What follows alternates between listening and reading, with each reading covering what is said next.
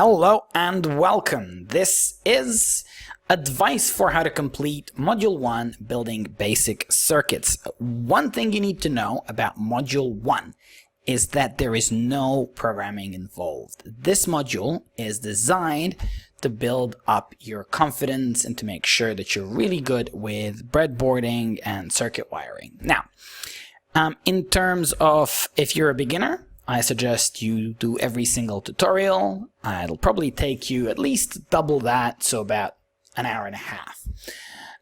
If you are an intermediate user, as in you've done maybe a dozen Arduino circuits, by all means have a pick of the ones that seem interesting enough to you. Personally, the transistor circuits as well as the glow-in-the-dark are really, really cool. Finally, if you're an advanced user, you really don't need to learn how to breadboard. You can skip the entire module, but if there's something here that you find interesting, by all means, do it.